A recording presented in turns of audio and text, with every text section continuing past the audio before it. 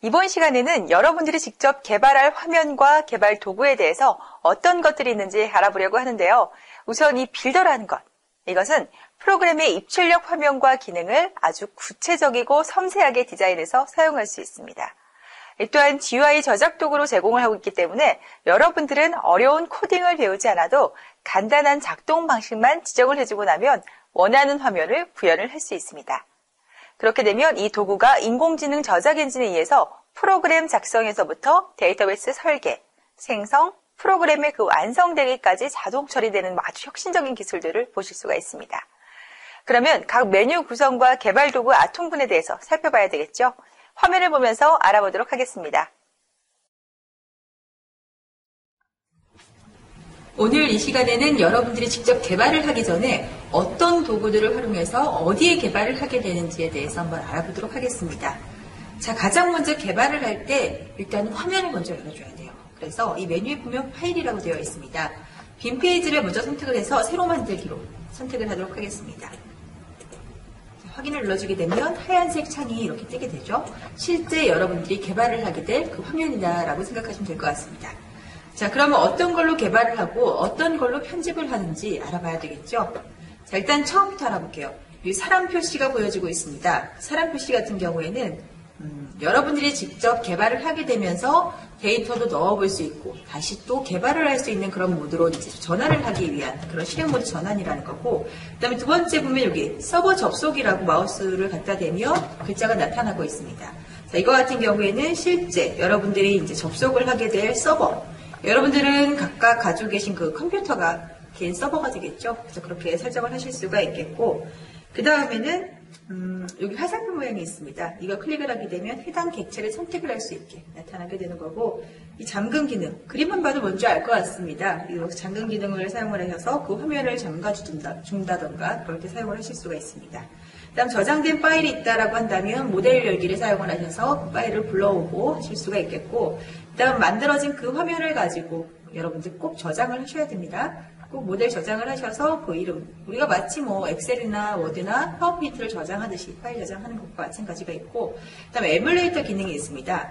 이걸 클릭을 하게 되면 가상 화면이 이렇게 뜨게 돼요. 스마트폰의 화면인데 실제 개발을 하게 되면서 이제 스마트폰에서는 어떻게 보여질 거다라는 그런 가상 화면이 나타나게 됩니다. 그 다음에는 자, 여기에 보면은 복사하기 기능이 있습니다. 해당 객체를 복사를 해서 똑같은 거는 이제 일일이 만드실 필요 없이 복사도 하실 수가 있는데 이렇게 아이콘을 보면서도 복사하기 기능을 사용을 하실 수가 있겠고, 자, 여기에 보면은 붙여넣기, 복사한 걸 가지고 다른 프로세스, 그러니까 다른 화면에 저장을 할 수 있도록 이제 붙여넣기를 사용을 하실 수가 있습니다. 그다음 여기 모양이 있죠. 객체 속성 복사를 하는 겁니다. 각각 객체가 가지고 있는 여러 가지 속성들이 있어요. 뭐 스타일 속성이라던가 데이터 속성이라던가 이런 속성들을 그대로 복사를 해서 똑같이 다른 객체에다가 심어주실 수가 있습니다. 자, 여기 보면 또 항목 순서 설정이라고 되어 있어요. 자, 새로 만들기 시작한 것부터 이제 1번이 측정이 되게 될 텐데 이제 어떻게 진행되는지에 따라서 1번부터 마지막 번호까지 순서대로 번호를 매겨주실 수가 있습니다. 그 다음 여기에 눈금자 표시라고 나타나 있죠. 눈금자 표시 같은 경우에는 직접 입출력 화면을 정교하게 디자인할 수 있도록 그 가로와 세로의 축의 그 눈금자 자의 그 미리수대로 이렇게 측정이 돼서 보여지게 되는 겁니다. 그 다음에 여기 하나 보니까 격자 보조선 표시라고 나타나 있네요. 이거는 간격과 색상을 지정해서 격자 문의점을 그 화면에 표시해 가면서 설정을 해주실 수가 있습니다. 이렇게 해서 제가 한 20이라고 설정을 해주게 되면 격자 색상 제가 잘 보이게 빨간색으로 할게요. 그럼 이렇게 점선 모양으로 혹시 보여지고 계시나요?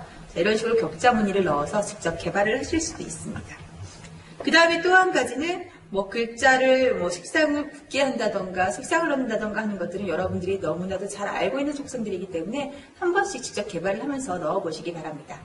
그 다음 또 한 가지, 좌측에 보면 여러 가지 제공되고 있는 그 도구들이 있습니다. 이런 도구들을 활용하실 수가 있는데 가장 먼저 디자인 도구를 눌러보세요.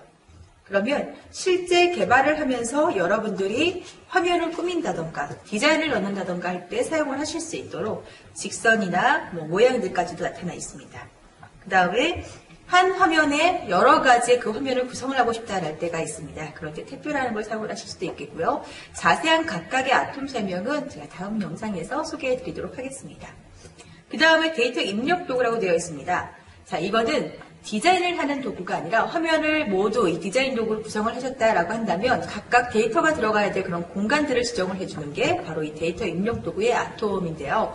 그 아톰군을 보게 되면 직접 데이터를 넣을 수 있는 데이터 입력란, 날짜를 입력해서 뭐 달력을 선택을 할 수 있게 한다는 그런 날짜 입력란, 사진을 넣는다던가 직접 음성을 녹음을 해서 개발된 그 화면에서 음성을 듣게 한다던가 팝업이라던가 콤보, 라디오 버튼, 그 다음에 체크박스 같은 경우에는 뭐 기준 정보를 활용할 수도 있지만 자체 정의라는 걸 사용을 해서 선택할 수 있는 그런 팝업 창을 띄운다던가 뭐 체크를 할 수 있는 그런 항목들도 구성을 하실 수가 있습니다. 자, 또 한 가지 스크롤 설정 도구라고 나타나 있습니다. 똑같은 객체를 일일이 입력을 하는 것이 아니라 해당 객체를 하나로 묶어주게 되면서 순서대로, 번호대로 다이얼을 할 수 있도록 나타나게 되는 것들이 바로 이 스크롤 설정 도구 안에 그 아톰분들이 준비가 되어 있고, 데이터 조회 도구라고 있습니다. 우리가 입력하는 화면만 만드는 것은 아니잖아요. 실제 출력하는 화면들을 만들어야 하기 때문에 이 검색창이라던가 뭐 예를 들면은 우리가 도서관 같은 데서 책을 찾을 때 그럴 때 검색창처럼 생긴 거에 원하는 그 도서 이름을 적어주죠. 그런 것과 마찬가지로 검색창의 이름들, 검색 조건, 그다음에 트리 같은 경우에는 메뉴를 구성할 때처럼 마찬가지로 상위 메뉴와 하위 메뉴를 나뉘어서 이렇게 구성을 하실 수가 있습니다. 그럼 그리드 같은 경우는 여러분이 잘 알고 있죠. 마치 엑셀의 화면을 꾸며야 되겠다라고 할 때 사용을 하실 수가 있겠고, 차트는 나타난 그 데이터를 기준으로 해서 그 차트가 자동으로 분석이 되게 되는 그런 아톰들입니다. 자, 이번에 이벤트 설정 도구 아래로 한번 볼게요. 기능 버튼이라는 걸 보게 되면 우리가 데이터를 이제 모두 모두 입력을 하게 되면은 뭔가 저장을 한다던가 아니면 뭐 삭제도 하고 아니면 뭐 차트를 불러오고 이런 식으로 해서 이제 이벤트라는 걸 줘야 되는데 그런 것들을 저희가 기능 버튼이라고 만들어 주었습니다. 그 다음에 메뉴는 실제 실행된 그 메뉴를 기본적으로는 트리 구조 메뉴로 구성을 하실 수가 있고요. 이 안에서 메뉴의 유형들을 바꿔주실 수가 있습니다. 위치 정보는 좌표값이라던가 주소값들을 넣어서 실제 스마트폰이 가지고 있는 그런 GPS 기능들을 활용할 수 있는 그런 메뉴들이 보여지고 있고요. 그 다음에 문서 일정 도구라고 나타나 있습니다. 자, 스마트폰에서도 어떤 문서든 어떤 이미지든 저장을 하셔서 첨부를 하실 수가 있어요. 그래서 첨부할 수 있는 그런 통합 문서 관리가 나타나 있고 각 폴더별로, 파일별로 저장 처리까지 하실 수가 있습니다. 다음 스케줄 관리라고 해서 여러분들이 이제 자주 사용하게 되는 그런 아톰 중에 하나가 될 것 같은데요. 뭐 약속 시간을 잡는다던가 아니면은 해당 어떤 스케줄이 있다던가 할 때 이런 스케줄 관리라는 걸 사용을 해서 여러분들이 스스로 자기 스케줄을 관리도 하실 수가 있겠고요. 진행 표시란이라는 거는 여러분들이 인터넷상에서 많이 보셨을 거예요. 현재 진행 상태에 따라서 퍼센테이지가 변경이 된다던가 아니면 어떤 걸 클릭을 했는데 로딩 중이라는 그런 문구가 나타나게 되면서 긴 막대가 하나 보여질 거예요. 그런 것처럼 현재 진행되고 있는 그 표시를 해주는 진행 표시란을 구성을 하실 수가 있겠고, 일단 메시지 기능도 사용할 수 있습니다.